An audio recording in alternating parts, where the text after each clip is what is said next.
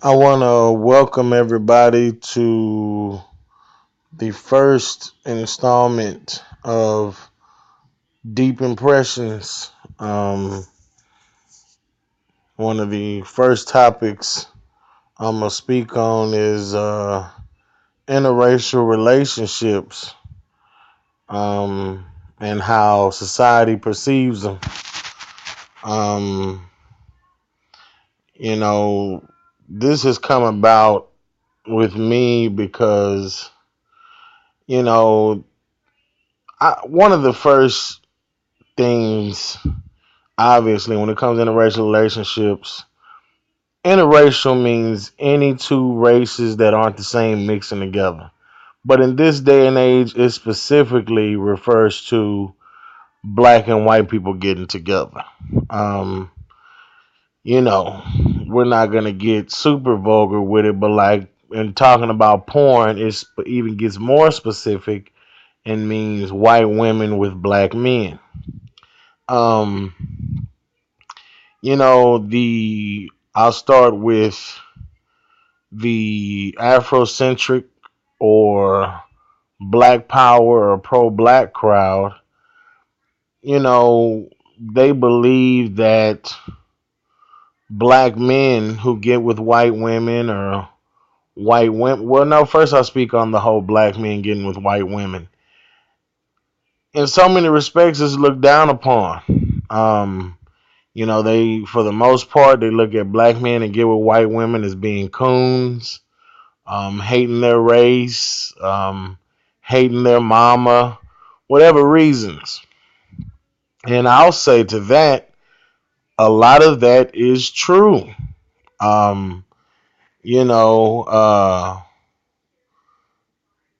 a lot of times, if you were to ask a lot of these black men, and go with me on this, when they ask, why are you with a white woman?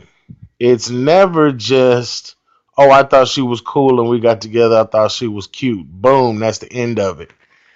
You know the kind of dude you're talking to when he goes into, well, I dated black women and they don't understand me, and more of the hood niggas is with like, man, black women could never, she never could cooperate, she could never close her mouth, she always talking out her neck. Those are coons. Let's be clear. Like, cause I'm the first to tell you, every woman is crazy. Like whatever color, it don't matter. It used to make me laugh how some of my El Salvadorian partners would talk about El Salvadorian women like, oh no, I don't want no Salvadorian women. They crazy, you know. But yeah, a lot of black men would get looked at as being, less than for not wanting to get with a black queen and Mother Earth and things of this nature. And let me be clear, God rest my mother's soul. She was very much black, in every sense of the word, color and spirit, and no, I'm not going to go into no colorism thing, but as far as us black people are concerned, that is an issue, but I'll get to that part. Um, you know, another thing that made this come about, and me thinking about it was I've noticed a lot of black women pushing the agenda of the black woman getting with a white man because um, black men, have proven, or what these black women that are pushing this agenda want to believe are less than, or they've proven to be less than, whether it be black men on the down low, or black men, choosing the gang life, or black men wanting to be drug dealers, or black men wanting to be rappers and sleep with a bunch of women and things of this nature. So black women, not all, I understand, I don't speak in absolutes, but you know, a lot of black women, especially the older ones I've noticed, feel like, oh, well, a white man is the way to go, you know. And just to, I don't have to timestamp my recording slash videos that I'll post on this channel. But right now the thing that's jumping is the whole Prince Harry and uh, Meghan Markle. Now, I've been appalled at the way that some of these black women, and a lot of times you may hear me refer to this specific group of black women with this kind of agenda as the shea butter crowd, or shea butter Twitter, as some people call it. Most of the time, this is one or two type of black woman. Either she's the kind that you know uh, uh, fixes herself up with a bunch of weave and things of this nature, and a lot of times would be brighter skinned. And then the other kind of shea butter Twitter woman is the, and and I know I'm gonna receive backlash, but I say it with total respect. I'm not actually trying to be derogatory, but if it comes out that way, like I said, um, it'll usually be an overweight woman or a black woman that, and when I mean, overweight, especially nowadays, is anything over 130 pounds is considered overweight nowadays. So, usually it'll be what's considered an overweight woman with natural hair and doesn't actually wear makeup. Like a lot of the shea butter crowd, says that it's the black man's fault that the black woman has to wear all of these artificial accessories to get the black man's attention, which really is on the slick is trying to say that they have to look European in appearance to get a black man's attention. I don't believe that's true. Anyway, um, Meghan Markle, I honestly didn't know who she was when I first heard about her. And I actually really just seen her. Um, my lady was watching the show called Suits. I've heard of it, but I didn't know that Meghan Markle was on there. Oh my God. Like, the ironic part about the shea butter crowd saying stuff like, okay, black women, happily ever after is possible for us. Meghan Markle got her Prince Charming. None of these women look like Meghan Markle. Like, my lady was getting mad at me because I just kept looking at Meghan Markle like, wow, like, okay, yeah, she's black because her mama black. Okay, I get that. Speaking, a lot of pro-black Afrocentric crowd people believe if one of your parents is black, you're black. Period. I'm with that because you sure ain't white. White supremacists especially will let you know you can call yourself what you want to call yourself, but white supremacists will let you know what tree you swing from. Period. So, I'm looking at her and I mean, wow, like she has the pressed hair going on, and I'm surprised she had any edges. You could tell she was trying to hide them in the show. I mean, like I was looking for the break on her neck and makeup, but like either she has an awesome makeup artist or she's really that color. In other words, what I'm trying to say is, she's about as black as a cup of vanilla coffee from McDonald's, okay? Like, and I mean just, in skin color, but even the way she acted was like, wow, like to be honest with you, by my standards, she's a little more girthier than Tommy Loren, and that's not saying much. But nonetheless, like I just said about white supremacists letting you know what tree you swing from.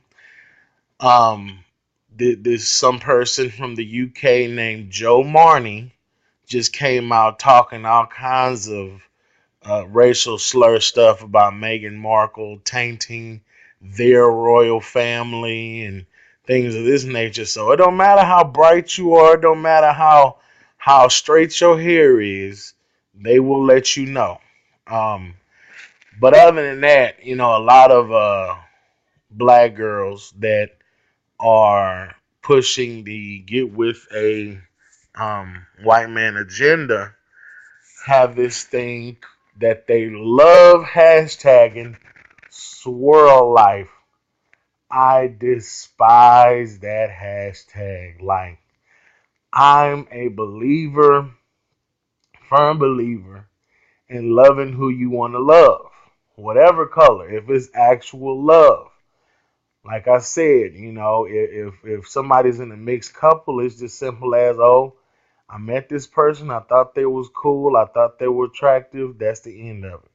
But when people have these little hidden, oh, I'm with a white man because black men don't treat me right, black men beat me, black men don't want to work. See that's Negro mentality, coonish mentality, bed wench mentality.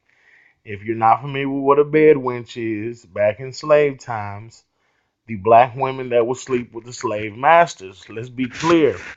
Not all of them were straight up and down being raped. I mean, it is rape in essence, technically, but a lot of those black women that were slaves believed it for them to be sleeping with the slave masters as some kind of come up or raise in their station. You know what I mean? Because they were sleeping with the slave master, and it wasn't. He would buy and sell you. He bought you. He owned you, and you were really just a uh, sex toy that was alive. To be honest with you, But anyway, the swirl life hashtag. Oh, I despise that hashtag. Like it's almost like it pushes the narrative of this life is better. The grass is greener over here. Like, oh man, like I said, I'm all for people getting with who they want to get with, but man, like when you push that kind of agenda, it's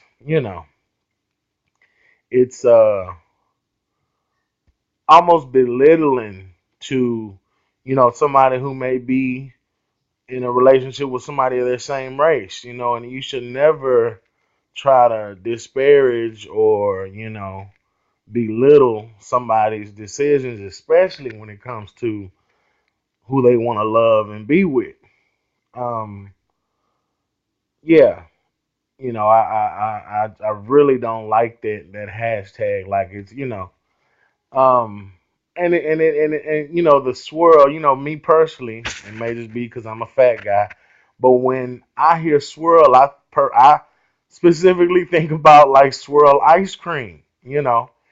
And me personally, I don't like chocolate ice cream. I don't. But that's no bearing on how I feel about real life. You know what I mean? Like, I actually like Neapolitan ice cream. That's vanilla, strawberry, and chocolate. But anyway, um, yeah, that aspect of that whole thing. And like I said, I feel the same way about black men who specifically get with white women. For example, oh, I know one thing I don't like when black men specifically shoot for white women that act quote unquote black. And what do I mean by that? You know what I'm talking about. For example, right now, and it's no surprise that this girl is getting all kinds of attention. I don't even know her name, but she's known as the chick on Dr. Phil with the catchphrase, catch me outside. And even she, to a certain extent, took offense when people said she was acting black. She says, I'm not acting black, I'm acting urban. I don't know what she was trying to say by that, but I've met a few guys who's, you know, they're like black guys, I mean, who have white girlfriends or wives or whatever, and they talk all, and I don't want to say like a black woman because my mother was black and her diction was excellent. So I don't want to say like a black woman, but you know what I mean. That hood shit. Even to the point of these white girls with black dudes thinking it's a pass that they can say nigga. That shit is really not what's up. Like, to be honest with you, any white person who has actually been raised in the hood, shoulder to shoulder with black people, should know why it's, disrespectful to want to say the word nigga. Straight up. Like, the context that hood black guys use it in, but you also know the connotations that it came from. Okay. And, you shouldn't be, as far as, a white man from the hood, shouldn't be so hell bent on wanting to say that word. Like, that's not what's up. And I don't accept it when some white woman, just because she fine, built like Coco or Ashley Alexis, is built like that, and because she bangs a bunch of niggas and she like soul pole, she could say nigga. Absolutely not. I'm not with that. Like, I honestly wouldn't mind if you was a hood chick and you talk all hood, like, hold up though, all this kind of stuff. But that one word, I don't care what climate, you cannot. I don't go for that. But these black men do.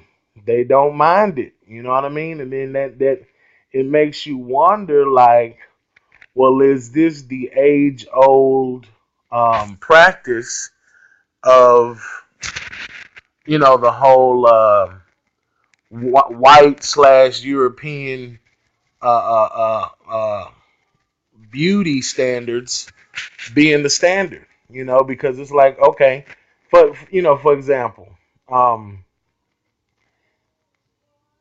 and I'm gonna bring it around. I'm trying not to digress that much, but for example, when the cop killings of young black men was really jumping off a couple of years ago, um, white people were marching with black people in the street slash Black Lives people. I'm not saying all black people are part of Black Lives Matter. To be honest, I don't support Black Lives Matter. But anyway, um, the white people were chanting, "I'm sorry, I'm white." Oh my God! Like, that is disgusting to me. You know what I mean? Like, it's nothing wrong with being who you are. Period. See, that's the thing. Like, and like I said, I'm trying not to digress, but for example, the whole gay dynamic. Gay doesn't necessarily show up on your skin slash appearance, like, especially, nowadays, when you say gay, you're not talking about some flamboyant, a feminine acting man with loud clothes and a light voice. You could be talking about the construction worker down the street. You know what I mean? So, but a black person has no choice but to be black, period, because that's their skin color. So when I used to hear white people in these protests saying stuff like "I'm sorry, I'm white," I don't like that. It's not you. You know what I mean? It's one of these things like the people that have done evil things, the people that are in control doing evil things, just so happen to be white. Okay, it's not they're evil because they're white. You get that? Anyway, um, yeah. So with that said, when a black man gets with a white girl who acts like a chick from around the way, well, it's like, well, hold on, like, you know, are you really attracted to this white girl? Like, don't get me wrong, I have no preference when it comes to women. And what I mean by that is, like Jay-Z say, I like them short, kind of tall, slim, kind of thick. I swear I love them all. Like, I really don't have a preference whatever color, because I may sound like a weirdo when I say this, but there's something in women that attracts me. Like, beauty fades. You know, Temptation said it. Beauty's only skin deep. You know what I mean? And the outside, of course, it has to be some kind of attraction for you, but the inside is really what counts. So I don't have a color preference, a size preference. I mean, okay, I have a size preference. I'm a big guy, so no, I don't want no girl bigger than me, honestly. But other than that, if you can cook and you smell good, I'm sold. It's one of those things. But anyway, um, when I see black men, you know, give these reasons about not wanting to be with a black woman and get with a white girl, that's weak to me. I don't care if it's a black dude who's a doctor or a black dude who's a drug dealer. Like, it's that's weak. It just be, oh yeah, well, nah, she held me down. Like, for example, I was listening to Corey Holcomb, the comedian, the awesome comedian. He has a show, a podcast show called 5150 that he shoots every Tuesday night. Y'all check that out. Um, and he was referring to a lot of these basketball players. Well, not just basketball, but athletes, celebrity athletes. Professional athletes. Excuse me. Black ones that the textbook. You was with the black girl in high school when you was, dunking for free, and now you're making millions, and somehow you didn't find your way to a white woman. And before I go deeper into that, one of the arguments of the Afrocentric, pro-black crowd is, when a black man of means gets with a white woman, there's a higher chance that his wealth would not be recycled back into the black community, basically. And that is a valid point. But see, that's why it's the responsibility of a black man in this instance to teach his family slash his wife and kids about, being just, not being prejudiced, um, as in he needs to teach his children that white isn't right, as in, because naturally a lot of these celebrities stay in suburban neighborhoods because they can afford to, and 9 times out of 10, their neighbor is white. Okay. Well, they need to, and when I mean they, I mean the black professional athlete needs to teach his children, no, you love who you want for the right reason. Like Corey Holcomb was saying, and I love the way he said it. He said, these pro athletes are spending time trying to get a girl that looks a certain way when he needs to be trying to find a girl that fucks with him the right way. That's profound. A lot of these professional athletes, you know, you seen it. And like I said, I don't have the timestamp this recording, but it's the cookie cutter, thin waist, fair skinned, dark or blonde haired, Kim Kardashian looking, chick. I think Kim Kardashian is attractive. Let me say that. But there's a look that a lot of these professional athletes' wives have. And, Corey even goes as far as to say, like, these professional athletes would look borderline like a Neanderthal, like with some big old teeth, a big brow, and no haircut talking about this is my wife. You know what I mean? And it's like, dude, if you weren't worth millions, she wouldn't give you a second look. You know what I mean? So, and to speak to that, I remember uh how you say judgmental people were of DMX when they found out who his wife was. Like he was actually by certain people looked down upon because, for lack of a better word, his wife didn't look like Aaliyah. People felt like, and I'm not calling his wife, maybe ex-wife now, but you all know who I'm talking about. You can look it up. She didn't have that Hollywood look, and the reason she didn't, because it was his girl that he'd been had from around the way. You know, but yeah, like people felt or people feel that when you're accomplished celebrity of whatever kind, whether it be athlete or um, movie star, whatever may have you, that you're supposed to be with a certain looking type of person. And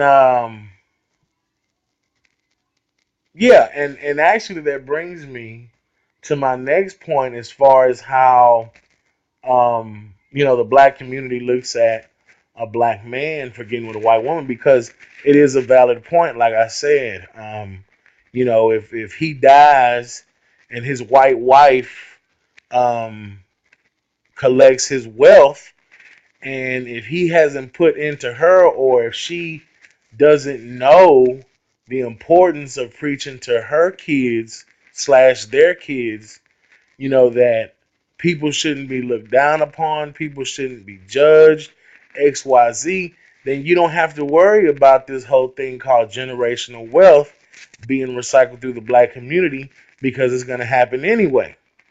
But if you're a black man who's a coon and you get with this white woman for the wrong reasons, then yeah, it becomes a predestined issue, because your kids will be raised believing that white is right, you know what I mean, and or that light skinned is right. That's another issue in the black community as far as colorism goes. The whole brown bag test. Y'all look that up. That's actually a thing. You know what I mean? But um,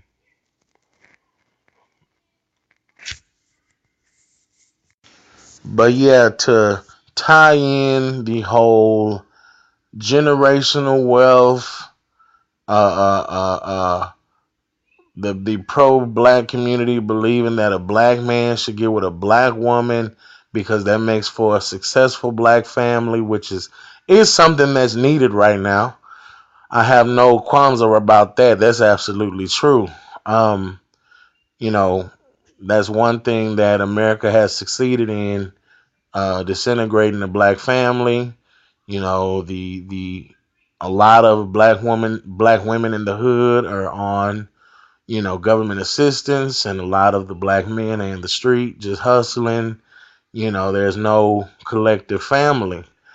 Um, but another thing that has brought this issue that I had to speak on it was our dear departed brother Lorenzen Wright.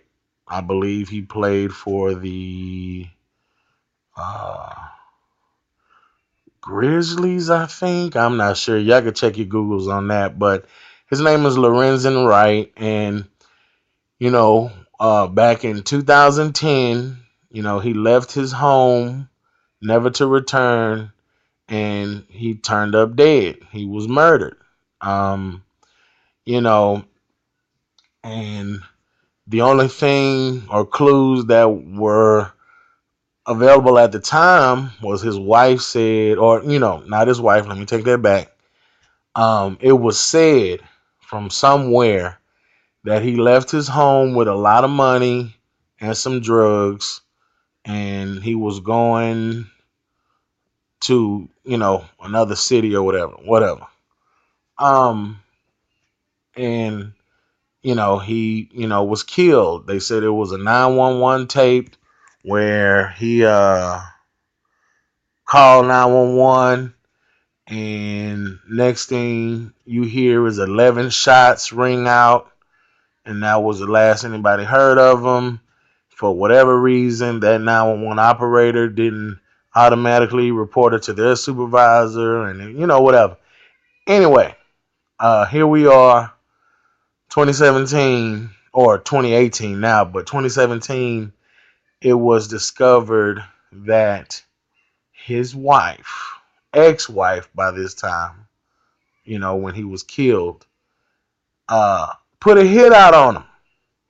His black wife put a hit out on him. Lorenzen Wright was an NBA player, like I said, so he had some bread. They had 6 kids together, and she put a hit out on him. Um, you know, uh, uh, uh, I've researched a little bit. I apologize. I don't read as much as I should, but if I understood right, it was just simple as she was used to a lifestyle, and when he left her, she saw that that lifestyle wasn't going to be the same. On top of, I believe they said she had some serious debt as well. So she put a hit out on him.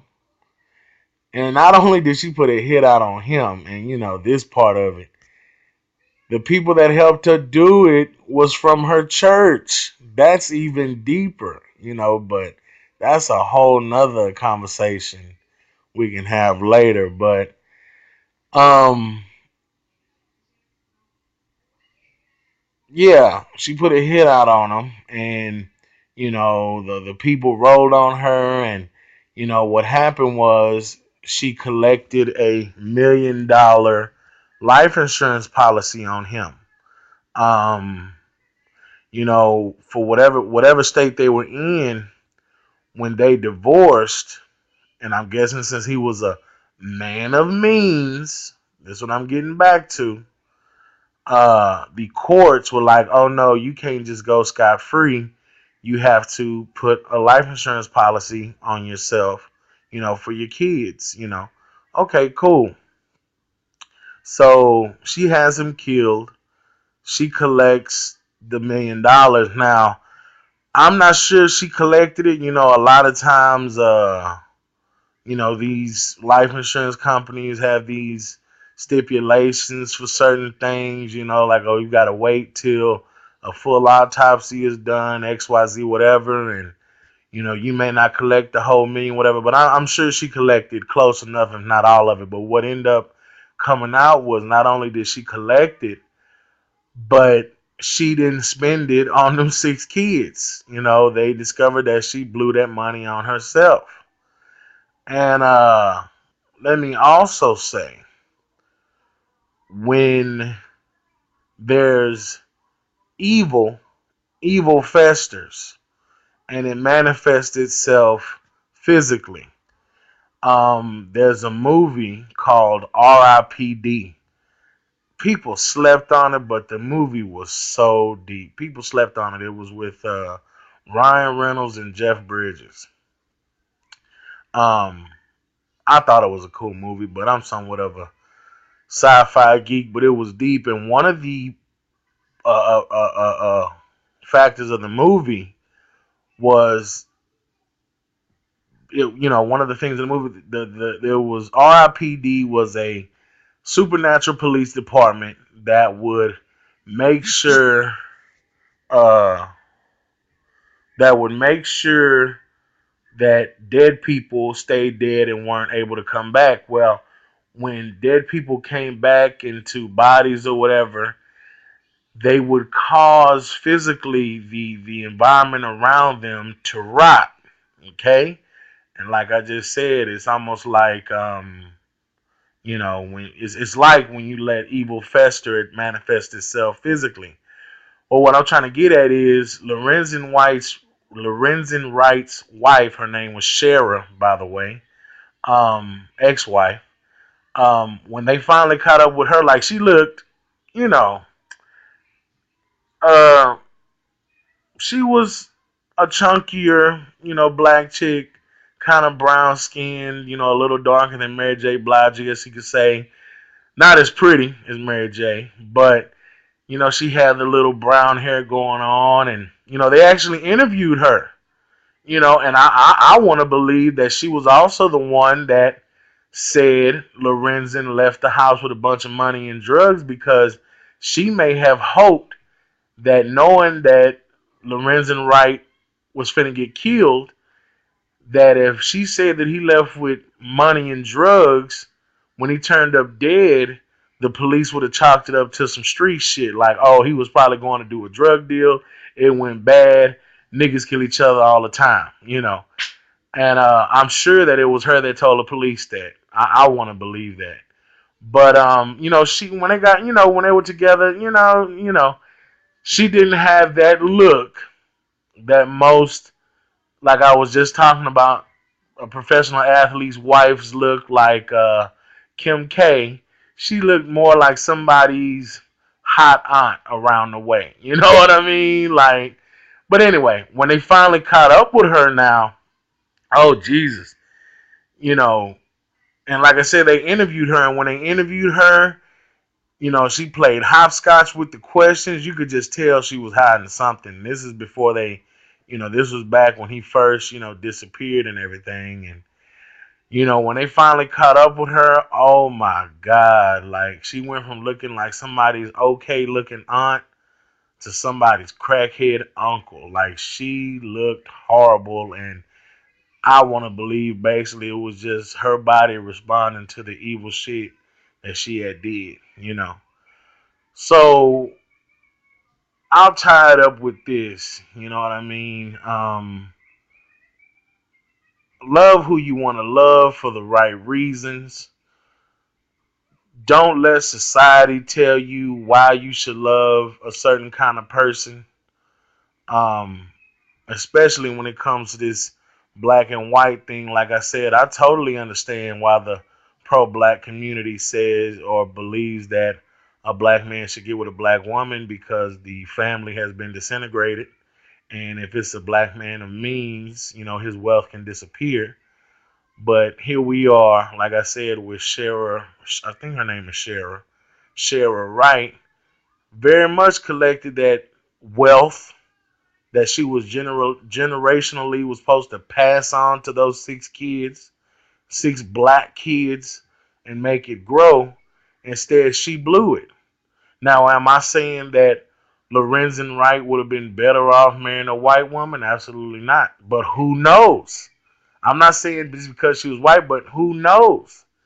He could have found another different black woman. He may have been more successful with a woman that looked like Kim Kardashian. I mean, a black woman. It doesn't matter. See, that's the thing. I don't even want to get tied up with making this about the physical, but see, you don't know. You know what I mean? So you shouldn't base your relationships, romantic relationships, on what society say, because society is going to fail you every time. Society, especially now, is so finicky and so loose with their morals. Oh man. But anyway, um, like I said, I'll end it with love who you want to love, and I hope I left a deep impression. Um, Subscribe to the channel, Deep Impressions. Like I said, this is my first installment, and I appreciate anybody who's taking the time to listen to it. I'll holler at y'all later.